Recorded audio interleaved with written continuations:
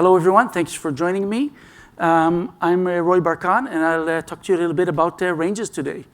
If you like this QR code leads to the slides, you can go right now, and I also put them in Discord. As I mentioned, my name is Roy. It's pronounced as Ro'i in Hebrew, Ro'i Barkan. I live in Tel Aviv in Israel. Probably the things that you see in the news right now about Israel is not indicative of the real-life truth in there. So I should mention that there's a CP+ conference called Core CPP that is going to be held in November in Tel Aviv. And I think call for papers is already open, and registration will probably open later this year. So everyone is obviously welcome. I've been doing C++ for quite a while now. And for the last 12 years or so, I've been working for a company called Isra Research. That's a high-frequency trading company based in Israel. We trade worldwide, but our R&D center is in Israel, and we're always looking for great talent for people to work with us. And I personally am very, very happy to learn and explore C++. You might have seen me asking a lot of questions in other people's talks, and I really, really encourage you to ask questions as well. This is the way we learn. So as I mentioned today, I'll talk about ranges. I'll give you a relatively long introduction of the ranges library as it exists in the STL right now, but most of you have known it already. So then I'll spend some time talking more generally about the notion of libraries and what makes the ranges library a good library, in my opinion. And then we'll go hunting for rabbits. So let's start. So in my opinion, the ranges library in the STL is a breakthrough library. It's one of the 4 big features in CppNorth together with coroutines, modules, and concepts. That's true, which is also important for ranges. What I think makes it good is that we were a little bit late to the game. What I mean is that when ranges were added to C++, there were a lot of experience, decades of experience, both inside C++ and outside of it, that gave us the ability to write something that's very good, that's very robust. First of all, CppNorth, the iterator-based algorithms, they're all have been evolving into the ranges library. They all exist. Nothing is gone. The implementers thought a lot about the fundamentals of functional and vectoric languages like APL and BQN. You can hear Connor Hoekstra, who's around this conference, talking about these topics quite a lot. And there are various libraries that are very similar in nature to the ranges library in other languages that were also used for inspiration. And in my opinion, the main innovation of this library is the notion of composability. If you remember iterator algorithms and the old iterator notion in the CppNorth, it was very, very good. It was very, very generic, but it was very hard to pass the output of one algorithm as the input of another, because in a sense, every sequence of elements was 2 variables. It was at the begin and the end, and every function can only return just one of them, just either like one output argument or output iterator or something like that. So it was very, very hard to compose things. And so first of all, in CppNorth, many of the new algorithms, they just take ranges as the inputs and return ranges as the output. So it's very, very easy to just create these chains, one going into another. Then, and as mentioned, it's different than the way things were in 98. Things were a little more clunky. The second innovation that adds for composability, which probably is like the largest one, is this whole notion of range adapters and range views, which are these sort of like algorithms that are encapsulated as these lazy ranges. Okay, so this notion of an algorithm that I tack on or adapt into other existing ranges to create these more and more elaborate schemes of what I want to do, and it's all lazy in nature, and the actual work is done once everything is put in place, and the compiler has actually the way to see through the entire process that I'm about to do before the process or before the program actually starts doing the iteration. There's a great potential for performance optimization and performance improvements. But when you look at the code, you just see a nice chain of like flow of how the processing is going to work. So that's that. Sometimes people call these compositions using the term expression templates. The name expression templates doesn't have anything to do with C++ templates. It just means like a structure or scheme of which operations need to be done in what manner. And the last level that gives some ability to compose things in the ranges library is the notion of projections. I won't talk about it a lot, but you should be aware of it. It's basically a nice mechanism which allows to make some slight alterations to the objects that we iterate on if we want to do it, if the operations that you want to do don't exactly operate on the items themselves, but maybe on just some parts of them, some perspectives of them. Projections are a great way to do it without needing to, do hard conversions or needing to materialize things and go out of this lazy world of just going over items one by one. So these are the three pillars that I think make composability work. And as mentioned, I think the largest one of them is the notion of range adapters. So that will be the focus of our talk today as well. So let's look at a few examples just to get ourselves going. So here, let's see, this is a good example of an algorithm that takes a range as an input and outputs a range as well. So the search algorithm can take a string as an input, look for the substring ABC inside it. Whatever it finds, it can return into the reverse algorithm, and then the first match of ABC will be reversed into CBA in place on that string. This is something that was more cumbersome to write in C++ 98, okay? Second example, again, range adapters. Those are these things that are now pipeable as well. We can see that if we can take a string, split it by the space characters or split it into words, and just take the first two words, very simple, very easy. You can just read it from left to right and understand what the intent of this algorithm should be, of this process should look like. As we go and use this pipe operator, we can create more elaborate schemes and more elaborate structures of things we want to do. And what we get is this duality between values or variables that we create and algorithms. So in this example, let's look at this square evens variable. So it's a variable, it has an address, but what does it represent? It's actually just a representation of an algorithm. If you can see what we're doing here, we've created a pipe of the filter followed by transform. So we're filtering only even elements, and then we're squaring them one by one. But this change, it doesn't start with a range. You see, it doesn't start with a sequence of integers or with the sequence of items. It's just a set of these operations one by one. And for that reason, this square evens object is just sort of like an algorithm that you can pass around to anyone. And later on, whoever wants can tack it on to a range of integers or to a range of doubles, and it will work on that range. Okay, so this thing, actually, it's called a range adapter closure. That's the technical name for this type of thing, which is sort of like a pipeline or some adapters that haven't been attached yet to a range that they can work on and iterate on. So this square evens thing, I can't iterate on it right now. I need to tack it onto some range and then iterate through that to get the result. So we get this duality between a value or a variable and the algorithm that it represents. Okay?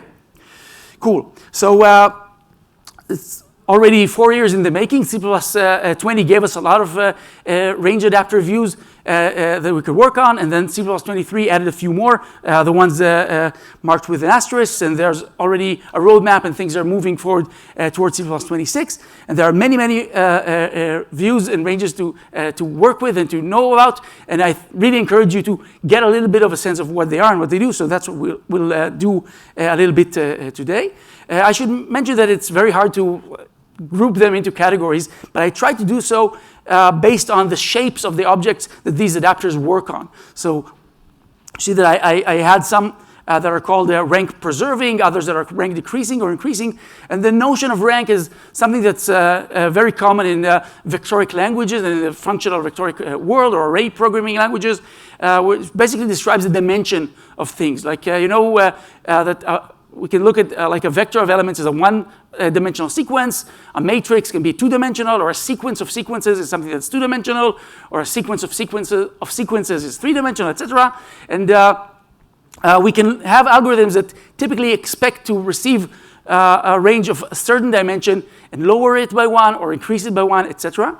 In C++ specifically, there's another I guess a nuance that we need to think about, which is runtime versus compile time. Like sometimes a dimension that we're working in is a dimension whose size is known at compile time, and that typically we'll use a tuple for that, or sometimes as input we'll use like variadic functions. So a variadic function could take like 3 or 4 or 5 different ranges as an input, which is like one of the dimensions of the input is just the number of arguments. Where in other times or other algorithms work with a runtime known dimension, so they'll just get a range of ranges and not a range of tuples or a range of or variadic number of ranges. Okay, so let's go over through the examples really quick. So first of all, the factories, they basically start off without a range and they generate a range. Okay, the empty view is very, very simple. It just creates an empty view, right? We can iterate it. After 0 iterations, it's done.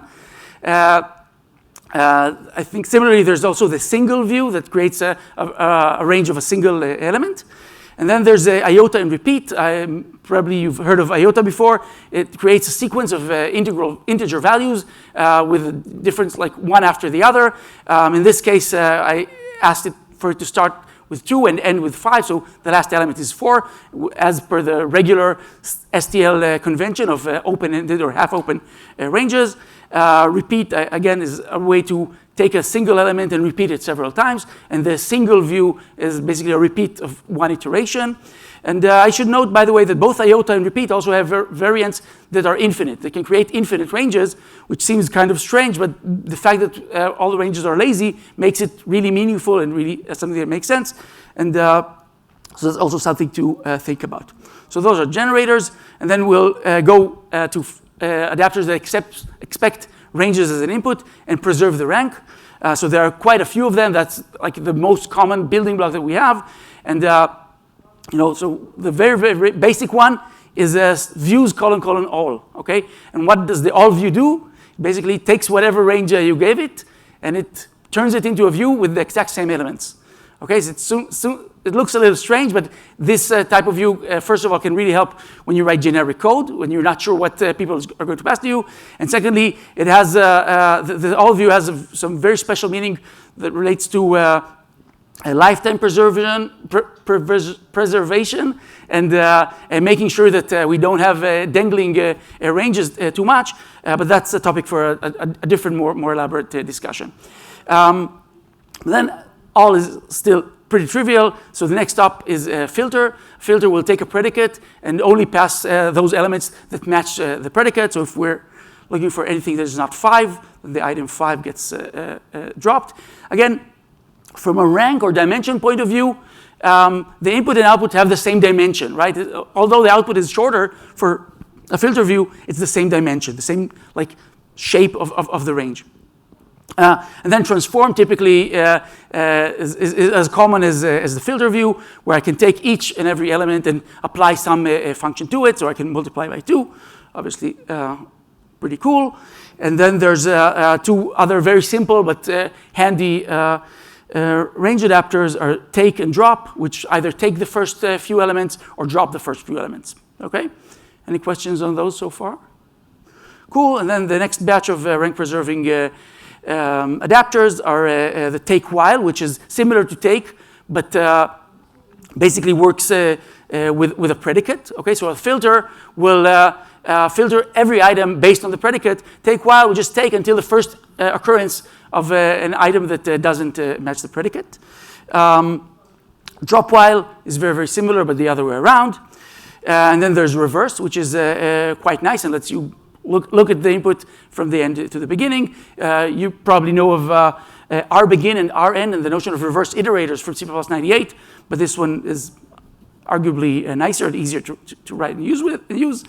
And then there's stride that just takes elements at some specific jump or stride, but keeps the same shape. And adjacent transform is something that basically looks at sort of like sliding windows of items inside the range, applies some operation to them, and each sliding window becomes a single value again. Okay, so in this case, we take the sliding window of everything from 2 to 9. So 2 plus 3 is 5, 3 plus 4 is 7, 4 plus 5 is 9, etc., etc. And this is how so basically this adjacent transform operation sort of like increased the rank a little bit into tuples, but immediately decreased it back to a single element by calling the plus operation or whichever n-ary operation I wanted to perform on this sliding window. Okay, so these are that's the end of the rank preserving views that we have so far. And then we have another small variation of rank preserving, which just do a conversion between variadics and tuples. So zip is a good example. We get sort of like a two-dimensional thing, which is like a variadic number of ranges, and I convert it into a range of tuples. Okay, so both the number of inputs to zip is known in compile time, as well as the size of the tuple, but I get this conversion, which retains the shape, but sort of like makes it a little easier to work with. And you probably, many of you know zip from Python, and how common it is to use. And then the other variation is the Cartesian product, which also does the same operation in terms of the shape, but it typically returns many more elements, because instead of just walking through the ranges one by one, it actually looks at all the different combinations and returns tuples of all these different combinations. Okay. One other thing to note about the zip view is that it's totally okay to give it different ranges of different sizes or different lengths. It will just return the shortest of the two. Okay, so it will just try to match items one by one, and when the shortest one is done, then the zip view is done. Okay, cool. Let's decrease the rank with first of all with tuple as input. So we have a zip view with tuples of 3 elements. So the first element is 2, 6a, 3, 7b, etc. And then in the keys view, we'll just take the first item of each tuple. Okay, the name keys probably looks a little bit surprising to people that don't really know its history, but the origin comes from the fact that the associative maps inside the STL, like stood set and stood unordered set, they can be viewed as ranges of pairs. And in those pairs, the first element is the key, and the second element is the value, right? So stood colon views colon keys just takes the first item of every tuple that it encounters. Okay, it's sort of like the key. And values takes the second item of every tuple that it encounters, either a pair or a tuple or anything that adheres to the tuple protocol. Okay, and then the generalization is called elements. Okay, and elements basically receives a compile time known template argument, which basically specifies which of the items in the tuple I want to retrieve, and that way I can decrease my dimension from a range of tuples to a range of just a single element taken out or extracted out of each tuple. Okay, cool. Let's do the very variadic version. Let's look at those. So we know about zip, we saw it. Similar to zip, we now have zip transform. Okay, and zip transform again has some similarities to adjacent transform if you've seen it before. It's sort of like on the fly zips the variadic ranges and also calls a transform in order to reduce the rank to get a single item out of each of those items. So where multiplies does multiplication. So I can, I guess, multiply 2 times 6 is 12, 3 times 7 is 21, and 4 times 8 is 32. Hope my math is right. Okay? And then the latest that we're going to get in CPP26, I believe, is concat, which takes a variadic number of ranges and basically exposes out just a single range of all of them concatenated one after the other. So again, we can see this concatenation. This first range ends with a 6. The second one starts with a 6, so we have 6 appearing twice. And that's the decreasing range adapters of the variadic nature. Okay, cool. And then the last type of rank decreasing one is the ranges one, the dynamic one, where the sizes and the number of ranges is not known at compile time. So the first option that we have is stood views join, okay, which basically is very similar in nature to concat, but again is more dynamic. So again, I could take the string view hey and string view CSV, and just join them into one range. So we got this vector of string views to become just a single range of characters. And what people noticed that's typically done and missing here is some delimiter. So we got join with, I believe in C++23, which allowed us to add some delimiter, in this case a colon. Okay? Cool. So now let's increase the rank. Okay? So again, we have several types of ways to increase the rank. The first is to create tuples, right? So enumerate is a nice also borrow that is common in Python, where you can just take a range of items and turn each item into a pair, basically, or a tuple of two items, where the first is just an index, and the second is the item itself, the original item. So I get an increase of the rank as tuples.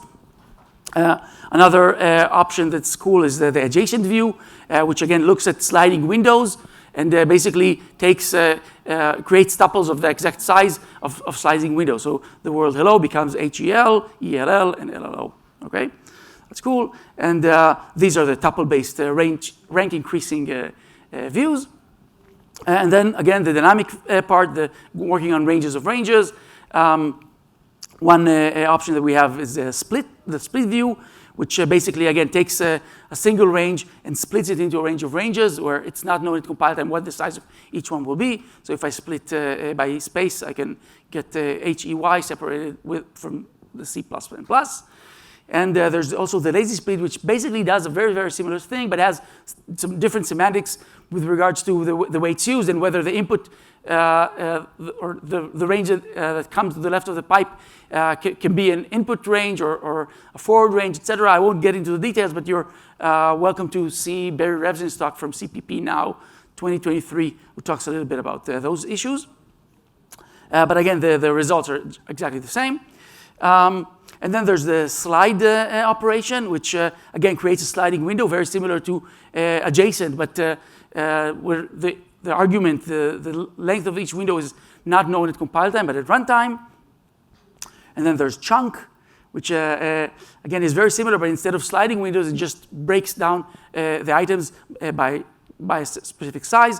And we can see here that if the size is not a multiple of the chunk size, then we'll be left with like the last item being a little shorter, which is totally fine because again we're not working with tuples, we're working with something that's much more dynamic, so it's fine.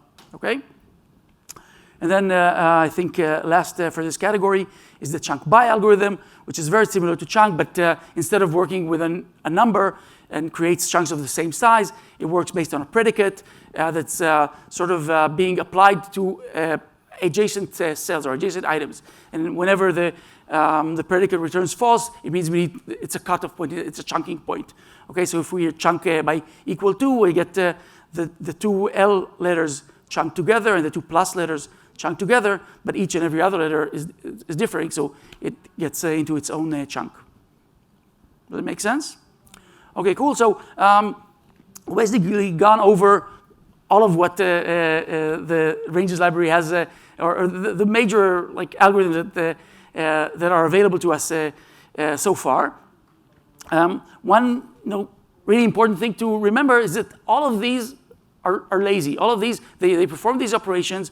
I wrote like all of the non-variadic ones with the pipe syntax, and the fact that we create this object, we create these pipes, doesn't actually start doing any work. The work starts only when we perform the iteration, and it's even encouraged to create those like pipes of pipes and create those entire pipelines of work that you want to create, and then only iterate once you created enough or as much of the algorithm that you actually want as a single structure. The compiler will thank you.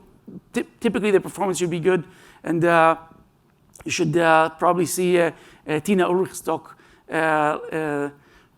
even in this conference right now. I think it's tomorrow, which talks a little bit about the performance implications of ranges. Okay, so now we talked and covered the ranges library. If you have any questions, you're obviously welcome. Now let's take a step back and talk about libraries. What makes a good library? And I'll try to convince you that we are not only users of libraries and not only users of the ranges library, it's also our job to contribute, to enhance, to write our own libraries when it comes to ranges or just wherever. So what is a library? What comes to mind when you hear the word library? I guess we've heard it many times in many contexts before, but when it comes to programming, the first intuition or the first things that I think about is that it's code that's for coders, right? It's code that we write for other people that write code, not for some customer, not for some user, I guess. Another thing that many times comes to mind is something that is a little bit self-contained or reusable. A library is something that I don't just write once, I write in order to make use of it several times and hopefully work that way. Another concept that comes to mind a lot is the notion of an abstraction layer. A good library is something that has a good outside and inside, and there's a good idea of what doesn't matter to whoever uses the library because it's abstracted away, and it's totally okay for the users of the library to just read the documentation, read the contracts, and not deal too much about what's inside. And this is a key to making things composable, to making things scalable, right? If I need to know everything to its deepest detail, it's very hard for me to write a big system. But if I only need to deal with a library and I know that like some of its details are abstracted away from me, it makes my life easier typically. And then some libraries are so elaborate that they can actually become a language within a language, right? Where sometimes this is called a domain-specific language, a DSL. If you know the CTRE library by Hannah Dusico, I think it's a good example. There are other examples. Even to some extent, these notion of building these pipe-based filters in the ranges view, it looks a little bit unfamiliar to someone who's hasn't been around since C++20, right? It's sort of like a new language that we need to adapt to, but it's totally fine. A good library, it's totally fine for it to look as if it's like a new language that we're adopting and putting inside C++. Then another notion is the notion of building blocks. Again, good libraries are ones that can fit nicely together, one on top of each other, and it's really important. And many times when people think about good libraries, they want the interface to be simple, even if inside there's something tricky, there's some tricky implementation. And a good place where I would maybe want to take a piece of code or a piece of logic and at least tell myself that I want to wrap it in a library is when I know there's something tricky in there. If I know there's something tricky in there, I'm trying to think, can I make it so no one else needs to know too much about this tricky stuff? How can I make a barrier? How can I make it, can I create an interface or a way for especially the tricky stuff not be something that everyone needs to keep in mind all the time when they, although they need some functionality. Okay, and then one probably last thing that came to mind for me when talking about libraries is the notion of vocabulary. The words that we use when we're working, when we are in our offices or in our Zoom meetings, talking about our code, right? If we have good libraries, the classes become nouns, the function names become verbs. We can start talking about our code in a little bit of a higher level because we get some new words into our language that we can use, which is really, really cool. Does anyone have anything to add or any questions or thoughts about what our library is good for? Okay, cool. And so it's great to use libraries. It's good to look for libraries outside, like both in the standard, in Boost, and on GitHub, etc. But it's not just that. We ourselves are also empowered and should write libraries on our own. And I think one main reason for that is reuse. We don't want to repeat ourselves. Whenever we find ourselves doing something very, very similar to something we've done before, it might be a good reason to stop and think, hey, can I just do it once, do it in a good way, in a good fashion, call it the library, and import it or use it in several locations. Again, am I trying to coin new words in my language, in my project, in my workplace?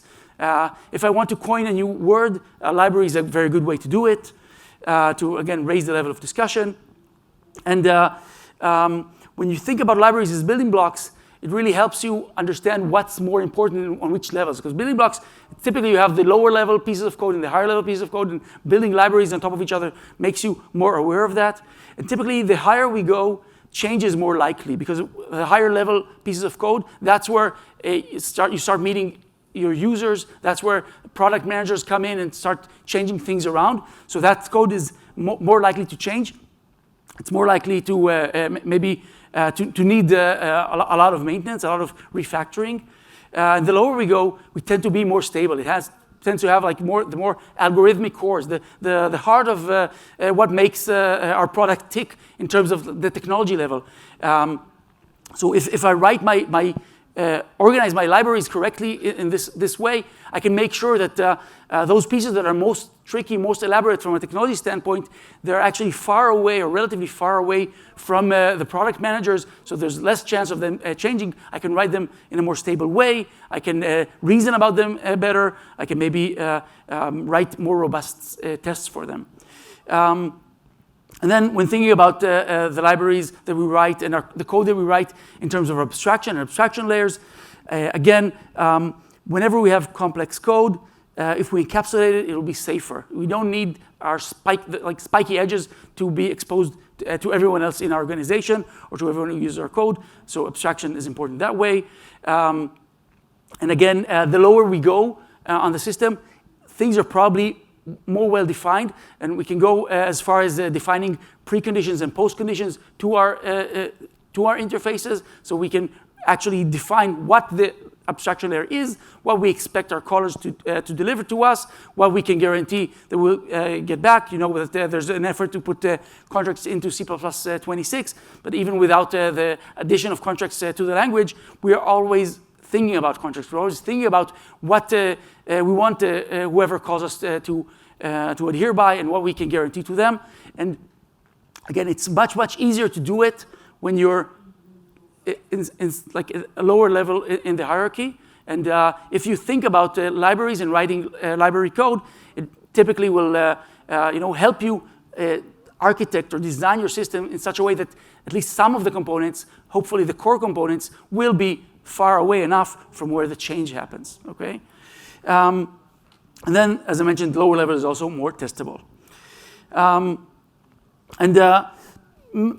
Sometimes, or I guess when I was younger, I used to think that there were like the product teams in a company, and the infrastructure team, and the infrastructure team wrote libraries, and the product teams used the libraries, etc. And it all looked very, very binomic or like dichotomic. And what I realized later on is that this is not the case, that libraries can be stacked on top of each other. One library is, can use other libraries below it, and typically like third party or the standard libraries are all the way down, but we can build our own and really create libraries all the way down, much like turtles. Okay, so hopefully I convinced you that it might be a good challenge for us to turn our code or write our own projects as libraries. How do we do it? How can we start? So there are plenty of tips around. Christopher DiBella and Eric Liebner, they say that typically you want to start with the algorithms. Okay, a library such as the STL, but obviously C++ code is typically a set of types and operations on those types, right? Containers or iterators and the algorithms that work on them, or like sockets and database handles or database records, and the queries and the connection, disconnection, and protocols on top of them. So one piece of advice that expert library authors give us is that we should typically start by thinking of the algorithms. What is it? What are the operations that we want to perform? And out of these operations that we want to perform, we can write the code that we need, sometimes even not in a generic way, just specifically for the problem we want to solve.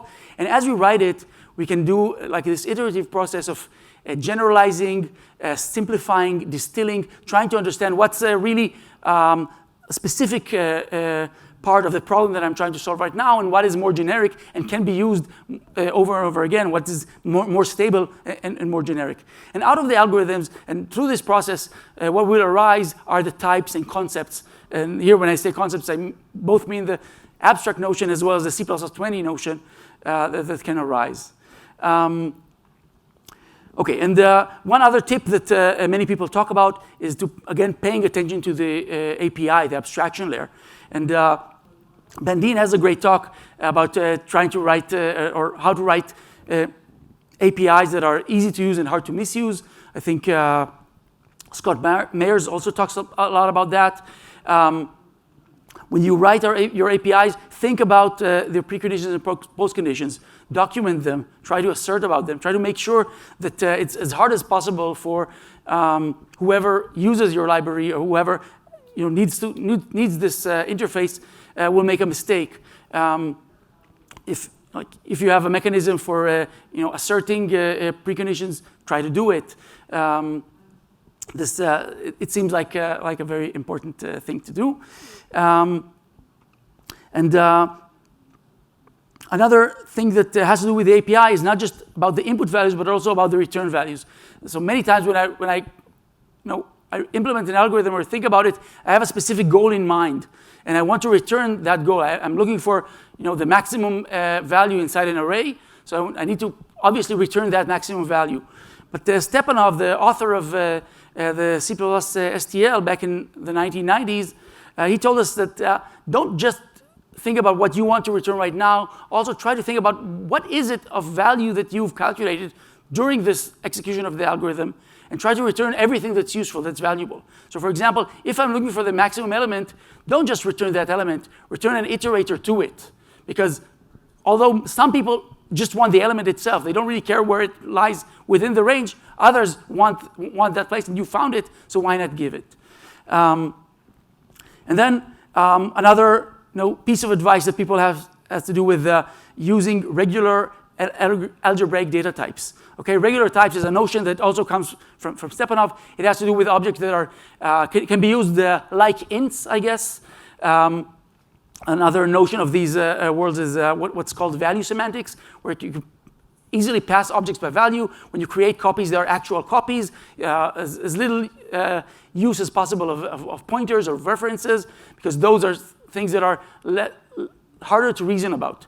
And so again, if you create a boundary between a library and its users, if you can make it so the objects have value semantics, it can be very, very good. I have to say that although things should look and behave like copies, there are sometimes ways or mechanisms to make the performance be much cheaper than a move or a copy. Things like copy elision on one hand, things like copy on write on the other hand can many times be used, but it's quite important and quite useful if whoever uses the library, whoever uses the interface, they know that there's very little chance of what's known as spooky action at a distance, very, very little chance that whatever they need to provide to the library or they get back is actually not their own value that they can use. It's something that actually has other references to other places and might change or dangle under their feet, okay? So that's another thing to keep in mind. And I'm not a category theorist or a mathematician in any way, but again, common advice says that once you go and write those types of your library, and the operations on them, it sometimes can make sense to try and think, hey, what is it, this thing that I'm writing or that I have here? Is this a group in the algebraic sense? Is it a monoid or a monad? Like, what are these operations? Are they commutative? Are they associative? All these, mathematic type of words that we've maybe learned in high school or in college, or we can open Wikipedia and learn about. So the common wisdom is, once I understand that the types that I work on are groups or are monads, or can be very slightly adjusted to become groups or monads, it can be very, very easy for others to work with them and to reason about them and to make them composable. So the entire world of reduction algorithms and parallel algorithms heavily relies and heavily likes objects and types with operations that are associative. And if the operations are not just associative, but they're also commutative, there's also some extra value that can be gained. So if you can make your library objects and the operations on them as group-like as possible, as monoidal as possible, you can probably gain a lot in the sense of composability. Okay? Cool. So we got a little bit of a sense of how to write our libraries. And I wanted to rise to the challenge. I wanted to start doing it on my own. So let's look for candidates. And obviously, the first place to look at for myself, I've been working in the same company for 12 years, is inside the code base of the company. But actually, there are many, many places where algorithms and generic algorithms can be found. And if I have a problem that I want to solve, and it seems like it's similar to something that someone probably solved it in the past, there's a good chance that someone did solve it in the past. So algorithms are not just in textbooks. You can find it if you look at the libraries that exist in other languages like Python or JavaScript. You can look in other libraries that are open source and try to mimic or get inspiration from that. You can look at research papers even, or just even inside your own code base. Many times you'll see pieces of code that you can understand, hey, this is a library in hiding, this is an algorithm in hiding. I can start with that. I can try to, this is something that is not trivial, that has preconditions that I know that many people use, but sometimes do not use correctly. Let's try to encapsulate it. Let's try to make this algorithm or this 2,000-line function into several pieces that with clearer boundaries within them. So in that notion of how to find the libraries and what they are, and the whole activity of doing this science of creating software, I want to share a little bit of words of wisdom from Alexander Stepanov. Again, he's the author of the Standard Table Library from the 90s. Let's hear him out. Unfortunately, in 20th century, there is a very wrong idea of science developed in popular culture. And Einstein, who was, of course, a great scientist, is partially responsible for that. The idea is that scientist is somebody who has long hair, never gets a haircut, seldom washes, and discovers some wonderful, wonderful things because of some inspiring breakthroughs. And science is actually, it's something you do on a regular basis. I think a much better paradigm for a scientist is somebody like Carl Linnaeus, who established modern zoology, which is you send your disciples all over the world to bring you examples of animals and other living species, and then you try methodically to classify them. Science is about classification. Science is not about grand inspirations. Okay, so science is about classification. It's not about great inspirations. And I think there's obviously a reason that Stepanov says it to this crowd, to our crowd. He wants us, when we try to create our own libraries, not to come up with something as a great inspiration, just try to look and standardize what's in the world, try to see how do people use things, how can we classify it, break it into groups, and from that, ideas can come.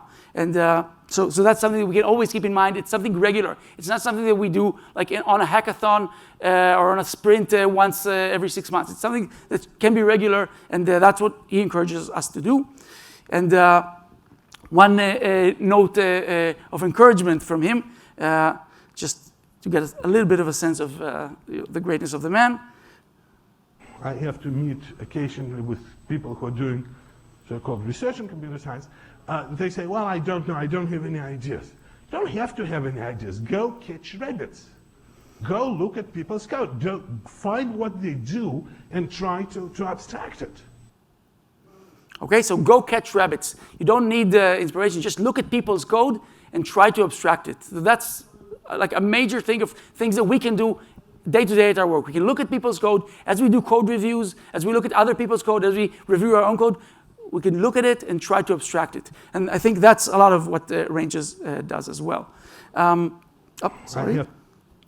So we have about 15 more minutes where we can try to do this exact methodology and come up with suggestions for maybe more ranges, please. So my first place that I looked that got me going is actually a talk by Tina Ulrich that I saw 2 years ago in the UK in CPP on C that was called How to Rangeify Your Code, which also tried to give people some inspiration on how to take existing non-range code and convert it into code-based. And one of her examples was about this algorithm called the Hont method. It's a method for basically assigning seats to a parliament through an election.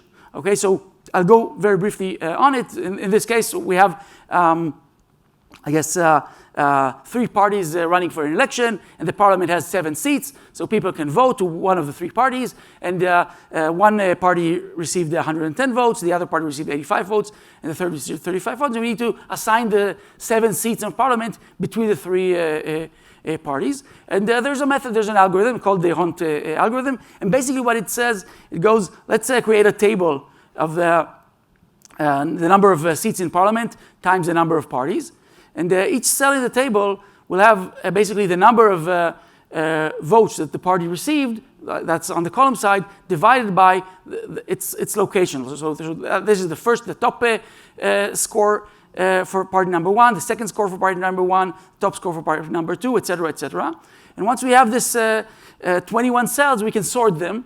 And basically the highest scores, those get into the parliament. So the top highest scores. So in this case, this is the best score, 110. So first seat goes to party number 1. Second seat with a score of 85 goes to party number 2. Third seat goes back to party number 1 with a score of 55. Fourth seat to party number 2 with a score of 42.5.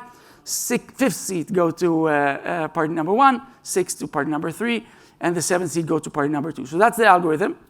And basically, Tina tried to challenge us to think, how can we implement this thing using ranges, and will an implementation using ranges be more readable than, I guess, non-range-based code? So she gave an idea, and it was really cool. So let's talk about it and see what we can learn. Any questions about the Hunt method? Cool. So basically, I encourage you to go see her talk. She gave a lot of the nuance and all the code around it, but one of the key points in our algorithm was to create all these 21 cells, or I guess S times P, the number of seats times number of parties range, and then sort them by score. Okay, and so this is the proportion is again the number of votes of that party divided by the item in the seat that we're talking about. And this sorts things from largest to smallest. After we sort, there's a resize to get, after we sorted 21 items or S times P item, I only want to keep the top ones. And so this was a great talk and really got me to thinking. Basically, and really the code that was created after moving to ranges was much clearer to read. But as I was going back to Israel and trying to gather my thoughts and thinking about what do I want to convey back to people back home, I realized that something didn't sit right for me. And the main thing that I didn't like was the resize here. But tell the truth, the sort also is some sort was an issue in my mind that I couldn't really understand why I didn't like it, but it seemed like too much work, right? Because it seems like we first of all, the sort is not an adapter. It needs to have work in place on a range. So we need to allocate all the matrix in order to fill it up, in order to sort the information. And after we create all this matrix of S times P cells and sort them, we drop almost all of it, right? We drop 2/3 of the items, which is a shame. So what can we do about it? First, who knows about the nth element algorithm in C++ STL? Okay, so nth element is an algorithm that actually does exactly what we want here. You can ask for, give me the 7th element, okay? It will, inside a range of 21 items, it will find which is the 7th element and put it in the 7th location inside the range, put everything that's below it or better than it before, and put everything else after. So it basically partitions the range based on allocations that I want in advance. So if I just want the top 7, I can ask nth element to do it, and instead of running at algorithmic complexity of SP log SP, it runs at O of SP, average steps, so much fewer steps, which is kind of cool. So that was my first thought about it. And secondly, I thought about how I would do it on my own. If I had to write my own code or just manually allocate the seats, I got the sense or the understanding that each of the columns is already sorted, right? So creating this range of 21 items and then sorting it, even doing a partial sort of finding the nth element without making use of the fact that it's already partially sorted, it already has this notion, seems like a waste. And that got me to thinking about the merge algorithm that exists in the C++ standard. I don't know if you know it. It also exists from C++ 98. And merge, what it does, it takes two ranges that are already sorted and merges them into one sorted range in linear time. Okay, which is pretty cool. And so if we have three, then we need to maybe merge the first to the second, and then merge that result with the third and the fourth, etc. But there are actually other better ways to do it with complexity of S log p using the data structure known as heap or priority queue, if you know it. So that's possible. And the next cool thing is that merge is actually a lazy operation. If we have two ranges or n ranges and we want to merge them into a single range, we don't have to have all the data in advance. We just need to have the first item of each range. We pick the best one and output it when they call our plus plus operator maybe. And then we can pick the next one out of the whatever's remaining, and so on and so on. I can work in a lazy fashion. Okay, so a typical sort needs all of the information ready for it to basically swap elements around. But a merge operation is something that can be done lazy as a range adapter. So basically, that's my first rabbit. Okay, I found a rabbit. My rabbit is creating range adapter views for sorted ranges.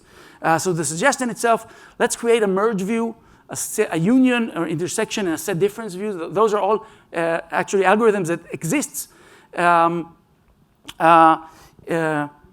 in some way or fashion in other places.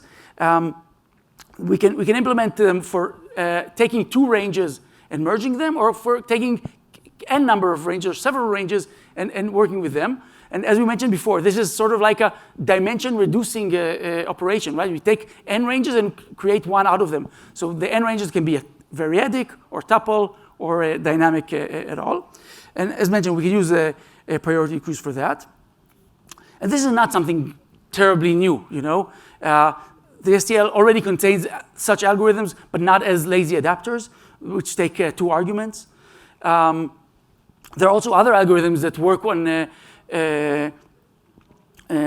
sorted ranges, but I don't have time to talk about them as well. And as mentioned, everything is lazy in nature. The ranges v3 library, which was the basis on which C++ ranges were built, actually has views which are lazy for set union, intersection, set difference, and set symmetric difference. Those only accept two ranges, and there is no merge there, but it seems like it's not too far away, right? I'm not it's not a grand inspiration. I found a rabbit, let's try and use it. And I also found that the D language has implementations for merge and multi-way merge, where merge is like the tuple version, where the number of inputs is known at compile time, and multi-way merge is sort of like the ranges of ranges version, where the number of ranges is only known at runtime. So it exists in D, so maybe it can exist for us as well. So I got that idea in my head, and I actually also started to try to implement it inside Boost, but that's a different story. Another talk about that maybe coming to CppCon. And then I got some more thoughts about sorted ranges. So equal range and unique are also algorithms that have to do, to some extent, with sorted ranges. Do you know equal range? Equal range basically looks for a start and an end point in linear time of like various elements in a sorted range that basically are equal in this from the predicate's point of view, from the comparator's point of view. And unique also is unique in a sense that is very much like the Unix unique command. It doesn't really return only unique values. It just returns every unique values out of a sequence of repeating elements. So these two exist in the language and accept ranges, but they're currently eager. They can be made into views. Search by itself, by the way, is something that can potentially be done in such a way, and you might get some information out of it. You notice that most or all range adapters right now, their input is a range and their output is also a range. It's something that you can iterate over. A search is typically something that only returns a single item. So we need to understand what are we going to do with, will we do a lower bound or upper bound or take until or take from. So these are types of things that can be potentially implemented. We can also do a take between. This is something that is very popular in my line of work. We have a data set of like tons of like trades that happen throughout the day from 9 a.m. to 4 p.m. And I want to take, and it's sorted already. I wanted to look only at those trades that happen between 10 and 10:30, right? And I'd better do a logarithmic search for 10 and another logarithmic search for 10:30. But a lot of the path to get to 10 and to 10:30 is the same path, right? It's the same logarithmic path. So potentially a single take between algorithm could make sense and return, like again, some sort of a lazy range where maybe I'd do a logarithmic search for the minimum value, and then as I work step by step, I can move on or something like that.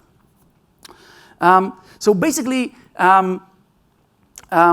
we have all these algorithms that work on certain ranges, and like Eric Niebler's advice, after looking at all these algorithms, concepts might emerge. Okay, so right now, the ranges library has the notion of an input range, an output range, bidirectional range, random access, borrowed range, etc. Maybe there could be a sorted range, right, as a concept. Does it make sense or not? It's something to continue to think about. The D language has something like that, has is sorted, and has like an assume sorted adapter that works at like, so is sorted will verify that something is sorted before returning the sorted range. And assume sorted just with constant time, just return it, assuming that it's sorted. And then the last thought about sorted ranges that I had has to do with good vocabulary. So think of this new word, histogram, okay? So what's a histogram? A histogram takes a range or something, chunks it by equals, so it chunks it to items that are the same, and then transforms each of the items. So this chunk by, we increase the rank. We moved from a range to a range of ranges, and now using this transform will sort of reduce the range again. Each of those chunks will convert it into a pair of just a single item and how many times it appeared. Do people know the distance algorithm for range? The distance algorithm basically gives you the length of the range, okay? So now we have a histogram, okay? So I wrote a new function to my library, but I didn't really write a function. I didn't even write a lambda. I just composed other building blocks, and I have a new function. And the chances of me writing a bug or writing a new range adapter is very, very tricky. You need to think about universal references and const semantics and what to do about like dangling stuff and all these types of things. But if I just use existing components and build them, I can create new words and not think about potential bugs. Okay, so now I want to talk a little bit about, well, I don't want to talk about distance, but I just go catch rabbits. But yeah, we did catch another rabbit, hopefully. So I won't talk about algorithm selection, but I encourage you to take a look at the slide maybe outside and think about the difference between the distance algorithm and the signed size algorithm, which basically return the same thing but are a little bit different. But we won't do that right now. Instead, I want to sort apart, okay? So when we sort something, we know it's n log n, right? Why is it n log n? So the thing is that we're doing n log n comparisons, but we're also doing n log n swaps, right? Swap operations. Which is more expensive, compare or swap? Swap. Maybe? So it's not always the same, but it's very common, especially with projections, that you actually want to sort things that are very, very large, like very, very large records, only based on the person's age, or only based on the person's salary or whatever, which is a very, very cheap comparison. So sometimes the iter swap is much more expensive. It's very common in the data science world. And with sort, you don't have a way to deal with it. You pay n log n for this and n log n for this. And the thing is that in the R language, they found a way to do with it. They have a different function called order. Okay, what does order do? Order only does the comparisons, doesn't do any swaps, and its return value is the permutation. Like these are the swaps that you need to do to create the sort. Okay, and this permutation needs to be allocated, but once it's there, you can do n or exactly n swaps to get to the sort if you want it. And the permutation is also something that can be used as a lazy range as well. So that's another idea that we can do, and we can create a new concept inside a library, which is a permutation, and work with that. And again, when we have a permutation, we can perform it in a lazy fashion. We can reverse it. If we work on it in a lazy fashion, we know that items themselves do not move, so things become more thread safe, which is really, really cool. And these things, again, they don't exist only in my mind. They exist in Boost and in Thrust, which is pretty cool. And potentially there could be room for a concept called permutation or permutation of a range, which is also pretty cool. So again, go catch rabbits. So this is my time. So I want to thank you and tell you that I think ranges library is not just a cool library, it's also a good example of how to write a good library. And libraries can make software better, and we should write them on our own. And it's not just the work of the STL authors or someone, it's also for us. And even the ranges library can be improved, I believe. So please go catch rabbits. Thank you very much. I'm open to questions, maybe at least one.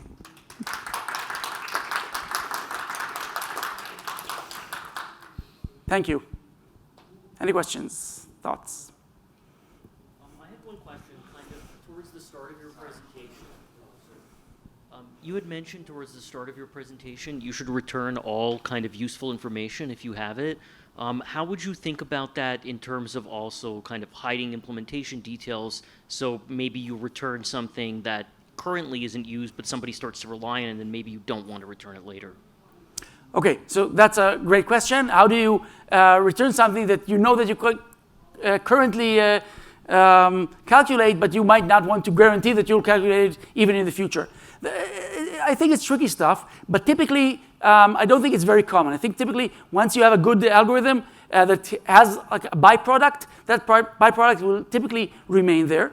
And if it doesn't, then if you have a new version that doesn't calculate it, it's probably maybe more efficient. It may deserve having another name. If you go to some talks by folks from ThinkCell, one of the, I think, video sponsors of the conference, they have a good open source library, and they have this notion where some of their functions, they're templated on a flavor of what they want, what you want to be returned. So if you want an iterator to be returned, you call the function and template it with the fact that you want an iterator. If you want a Boolean returned, you just say if it's equals or not equals to end. You can template it on another way. And this way, you sort of like give the caller an option to receive one of many calculated variations, but you don't have to give it all back in one go. Okay? Any more questions or thoughts? Great, thank you very much. Thank you for your time.